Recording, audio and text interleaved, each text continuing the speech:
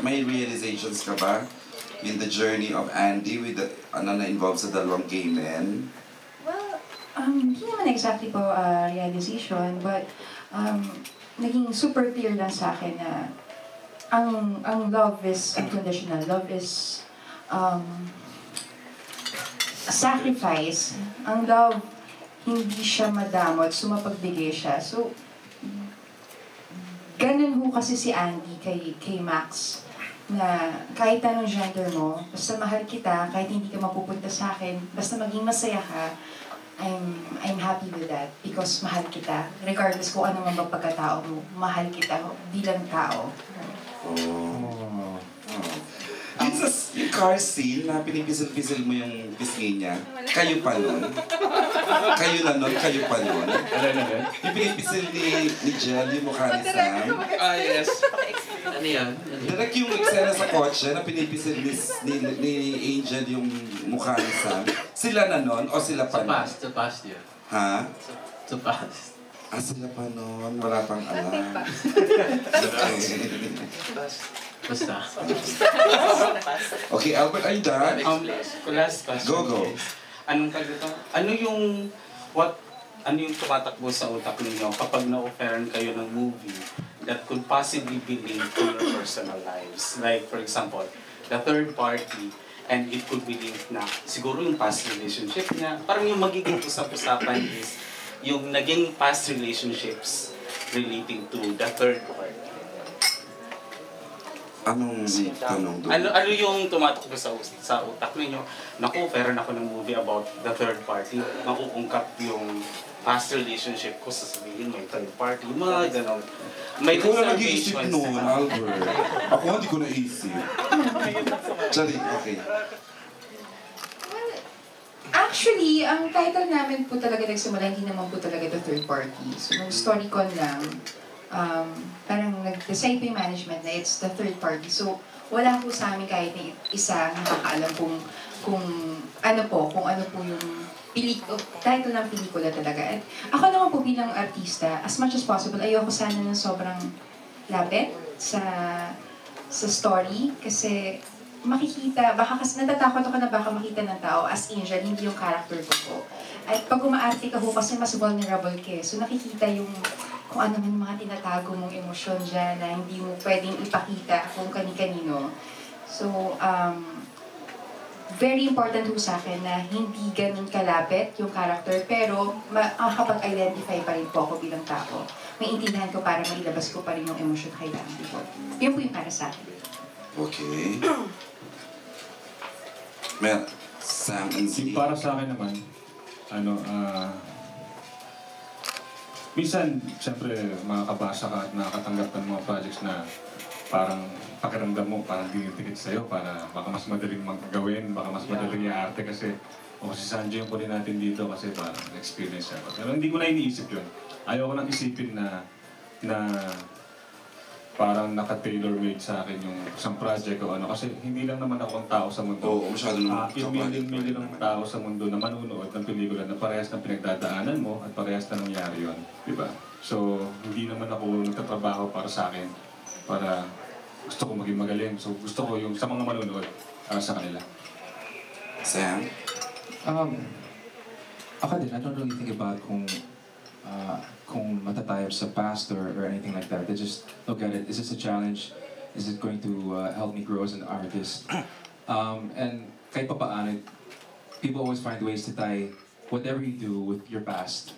Parang, diba? They're always, and that's how it is in showbiz. You always use whatever you're doing, whatever role, whoever you're with, to tie it to past, to make an issue. So, hindi maiiwasan talaga. But for me, it's just more, do I like the script? Do I think it's going to help me, it's going to challenge me, it's going to help me grow as an artist?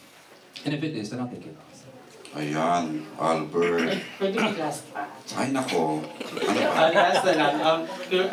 Kasi napansin ko, there are parang sometimes yung mga kontrabida sa totoong buhay, yun pa yung nagiging bida in terms of title. Like for example, The Mistress. Why showcase The Mistress kung negative naman yun? Or why showcase the third party kung negative? So what's your take on parang focusing on this kind of character na in a way negative yung Are you saying na pag third party negative, Albert? Ganun I yun? think so. Wala naman atong third party na nakakatuwa. Meron. Ikaw, Albert. Feeling ko Viewpoint. kaya so ginagawa itong mga gantong title, gantong mga pelikula para makita rin ng audience kung ano ba yung pinagdadaanan nila at bakit ba sila naging ganon at maintindihan kung bakit. Hindi naman lahat ng tao masama eh. Di ba? Parang kung bakit sila naging mistress, kung bakit sila naging third party, may dahilan yun. Mayroong kwento yun. Kaya ito, ang kwento natin. Saka minsan, di ba sa buhay natin, depende kung kaninang story ang pinapakinggan natin. Kasi pwedeng sa akin, siya yung third party kasi nauna ako. May freedom Pero tayo. para sa kanya, ako yung third party kasi past na kayo. Depende ko kasi yun eh. So, isa yun sa mga mapapanood yung po dito sa The Third Party. Sam, the third party connotation na negative. And I think they show these kind of movies also because it happens. It's something that really happens in real life. Maraming makaka-relate. Even if it's not, let's say, an affair but you will still relate to these characters.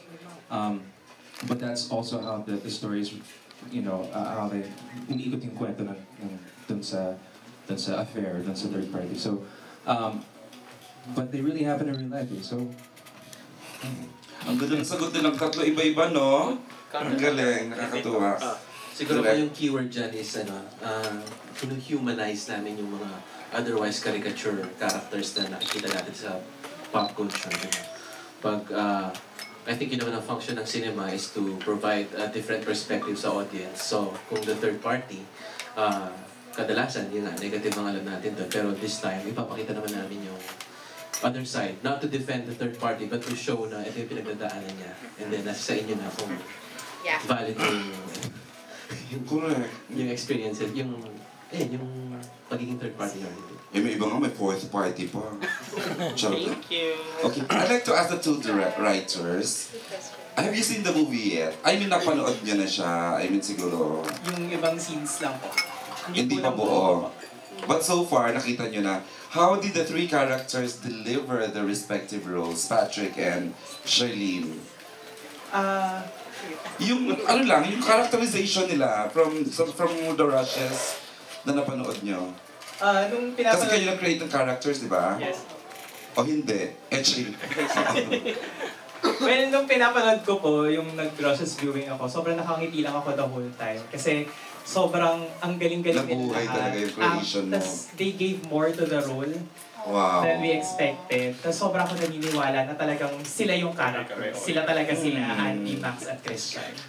Yung Charlene, The first time ko na nakita na nabubuhay yung mga characters when I visited the set and they were shooting actually an intimate scene. Yeah. So, sobrang usually kasi parang you get this feeling when you see two men on screen in an intimate moment, na parang feeling na controversial or maybe some people are even repelled. Pero in that moment, parang ako kinikilig lang ako. Parang I was so happy for my two characters na they're having a happy moment together. I don't even think na dalawang lalaki or controversial or anything. And si Angel naman, parang more than what was written down on paper, sobrang naging totoong tao si Andy. I think all of them made each of the characters even more human, relatable, and exciting to watch. nakikiligin din ba kami dun sa Angel, Zanjo? Kasi siyempre hindi naman, may mga straight crowd tayo. I mean, mga straight men, women tayo manonood on the opening day. Yes po. Ayun ang gusto ko marinig. Yes po. In fact, we don't really want to categorize it as an LGBT film kasi it's for everyone. Wow. Love ng all types. Okay. Before our last set of questions, we'd like to show you the making. Naka-cue na ba? Baka naman yung running time, hindi nang tagal ng waiting. We'd like to show you the making of the third party. Please watch this.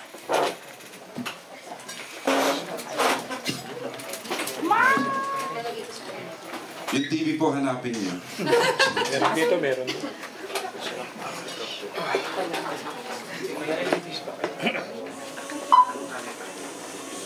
Join the biggest love party this October, the Third Party. I'll always have your back. Just give me a call, and I'll be there.